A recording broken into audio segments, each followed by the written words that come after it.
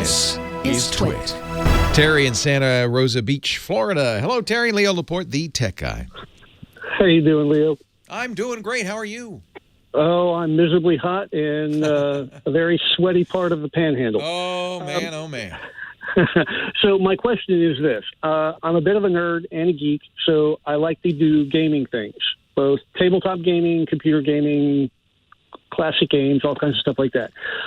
What I'm hoping is that I can try and find some kind of a monitor, TV, whatever, that I could put horizontally set into a table and then use some program to draw on so that I can do different things with different games.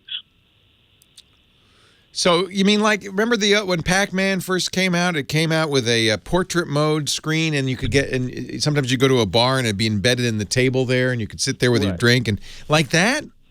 Well, something similar to that, yeah, where it lays out parallel to the ground. Yeah. And you can, say, for example, I was playing Dungeons and Dragons. I could draw a map on it. Oh, wouldn't that be cool? And then use that surface as my map instead of having to draw it out.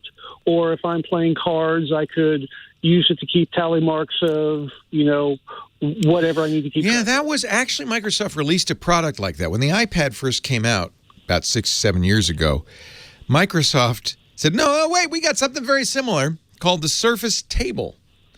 Right. And we just, it was kind of goofy. You might have seen some. I've seen them in casinos and hotel lobbies. I saw one on a cruise ship. And I don't know if you remember the demo of the Surface Table, but if you put your camera on it, for instance, it would pair up and then would show all the pictures fanning out from the outline of your camera. That's kind of what you're talking about? Something similar to that, yeah. I mean, you need to have software that, so there's two parts to this. There's a hardware part and there's a software part. It's easy enough to get a touchscreen computer that you can embed in a table. I use, and I love, it's a little pricey, the Surface Studio. This is Microsoft's all-in-one that will almost lie flat. It'll lie to a 17-degree angle, which feels like a drafting table a little bit. It's big screen, and you can draw on that. But then the second part would be you'd need software that understood you were drawing a Dungeons and Dragons map. Well, not necessarily. All you'd have to do is have a basic draw program. Oh, okay. So you'd be happy if you could just sketch it out and leave it there. Correct. Yeah. That way, you can draw a specific portion of what you need to do and then blow it up. So whoever's looking at it can only see part of what you've drawn. Yeah. It's a shame because the Surface Studio starts at $3,000. Yeah. And it is wonderful. I'm a big fan. I use one all the time for our shows, but you can't justify $3,000 for this. You're paying mostly for the screen. So there certainly are. I've seen stuff like that for architectural or large Cintiq CAD programs. So the Cintiq, which Wacom makes, WACOM, is a very expensive. I don't remember what the biggest size is. It's not huge, but a screen that you draw on. It's like your palette as an artist. So there are certainly touch screens. And frankly, maybe the easiest way to do this, how big do you want that screen to be? I don't have a necessary dimension, but something like a dinner table, if you could put it in the center of a dinner table, right? Something around it. I mean, one thing you could do is get the largest iPad, the 12.9-inch iPad. That would do it, right? And just embed it in your table. Well, I was thinking about a little bit bigger than that. The bigger you get, like a 27-inch monitor or something. Well, there are absolutely 27-inch touchscreen monitors. You'd have to. This is a little bit of a maker project where you'd build a table, or at least you wouldn't have to build a table. You cut a hole in the table, and underneath it you'd mount a computer that was connected to the monitor. I've seen many. I mean, people have built gaming cabinets. The same idea. So really, the cost of this is determined by the cost of the screen. Right. Because the rest of it is pretty easy. You'd get an Intel NUC. Would work really well. Those are they're just tiny little, computers that you could Velcro to the bottom of the table and then connect it to the monitor. That wouldn't be That wouldn't be very. So I'm looking at 27-inch touchscreens. The Cintiq, they do make a 27-inch. It's almost $2,000. But Dell offers a number of touchscreen monitors that are not nearly as expensive under $500. Let's see. Now, many of these have stands and arms, but in most cases, if you look on the specifications, if they say it's VESA mount, VESA mount compatible, that means you can remove the stand. And that's what you'd need. You'd be able to remove the stand. So I would look. Dell makes some very good, inexpensive monitors. See if you can find a touch screen in the size you want.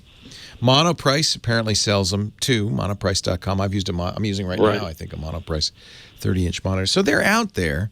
And then it's a little bit of a project. Embed it in the table and attach a computer to it. Windows, I think, would be a good choice. Macintosh doesn't support touch, but Windows does. Put Windows 10 on there. Embed it on there, connect it to the monitor. Yeah, I think that's a very doable. It'd be a very cool project. Look at Instructables.com. Maybe somebody's already done it. Leo Laporte, the tech guy. The Cintiq is, of course, higher resolution, and that's why you pay so much. Right. I don't know. If you could just use a computer to do this, and you just want it to lie flat, then I think you've got some good, relatively inexpensive choices. I don't know if I'd have to see if the Dells are touch. Yeah. Well, the extension to all of this is I have traveled a lot in my lifetime. I have friends that are scattered to the four winds. And if it's possible to play games on a monitor type surface like that, it might also be possible to play remotely with a bunch of different people. Wouldn't that be cool? Yeah. So instead of, having to... So they would see what you're sketching. Everybody. Yeah. So you want to... This is a really interesting... So you want to play D&D with remote players? Correct. Interesting. Well, not just remote players, but like I said, if I could draw it out and then hide part of the dungeon, and as players get to wherever they are in the dungeon, then they would be able to be visible. I would be able to open it up or reveal whatever's there as needed, not put a whole bunch of pieces of paper over a cloth map that I've drawn. Love this idea. Yeah. Yeah. It's basically taking D&D geeking to the next level. So somebody in the chat room has sent me, and you'll find this on CNET, the Ultimate Dungeons & Dragons table features embedded monitor. So there are people building these. They've got a video of it, but what they say is these are super fan builds, they call them. It's a right. So this is Superfans Builds is a YouTube channel, super-fan space builds. And you can see what they've done, which is a D&D table, almost exactly as you describe. Right. Okay, I'll check it out. Yeah. And it's a typical kind of maker thing, right? That you're going to combine existing hardware. I love the remote stuff, and that's a software solution, the idea of having... Yeah. Because, I've heard of a lot of people playing through Skype where they'll have, several members around the world. And a lot of the guys that I know are also military members, so they could be deployed, and this is a way to keep them, entertained while they're away. I love this idea. There's a lot of applications. Oh, my God. This could be a business, right? Remote D&D. Because there are, the truth is there are some people who are just master dungeon masters. And wouldn't you love to be able to play with, the best dungeon masters out there? It'd be so much fun. Oh, exactly. I've been playing this game since 1982. Yeah, so obviously you're fairly accomplished. Right. I love playing this game. It is, even though I'm into my 40s now, it's a big part of what I do. I still have games that I play with people. I love teaching the game to new players. It's a great way to broaden a person's imagination and pull introverted people out of their shell.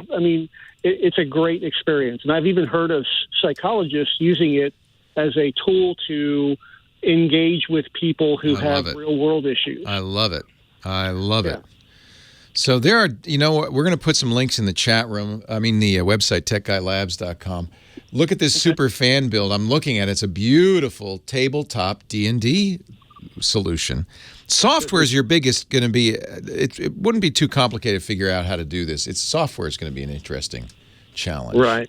Because that's the remote angle on this. But this is pretty. Exactly. This is crazy. I mean, they built the table to look, like, straight out of a dungeon, which is awesome. Right, and you could do it for any different genre, whether your genre is a space genre or a horror. Yeah. Yeah, I love this idea. Superfanbuilds.org. And then somebody's saying overclock.net has a similar idea as well.